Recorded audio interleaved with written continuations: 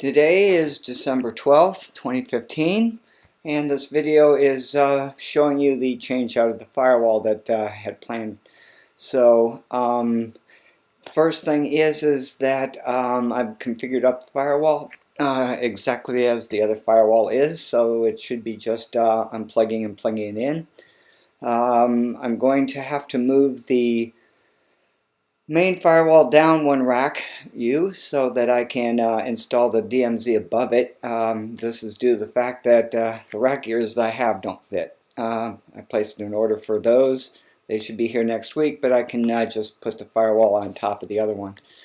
The other is all attempts at trying to get the firewall to actually use three interfaces or two interfaces instead of three is not working. This has to do with the fact that you can't do a bridge and a interface, a non-bridged interface, on the same port. In other words, a sub-interface. So I'm going to have to basically add a card. What I did is looked around and found I'm going to put in a 4-port fast Ethernet card, HWIC, into the 2811. These are cheaper than the dedicated NIC cards that you can buy for these.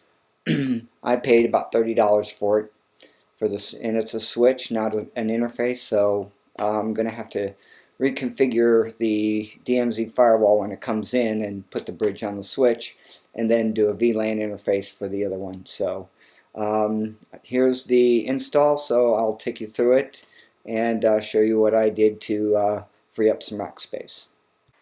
Here's the firewall setup that I've got in place today.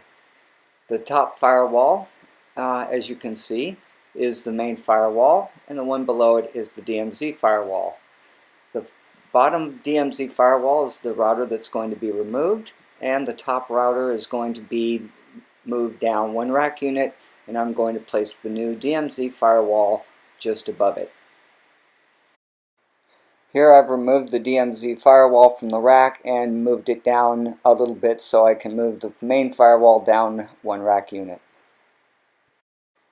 Alright, I've went ahead and moved the main firewall down one rack unit and bolted it into the rack. So as you can see, I've got the 1U space to add the new DMZ.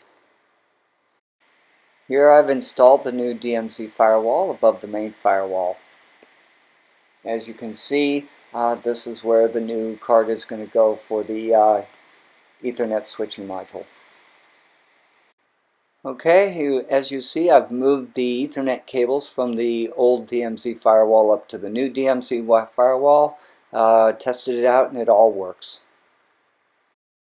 As you see, now here I've removed the old DMZ firewall, and I have plenty of rack space now to put in the new data center hosts and the new SANs. That was the installation of the new DMZ firewall and the removal of the old DMZ firewall. So that was all complete and successful, and I've got plenty of rack space to add the new equipment. In the next video, I'm going to do a walkthrough of the SAN and show you what's inside of it, how it's configured, and what interfaces are on it, and how it's all going to be hooked up.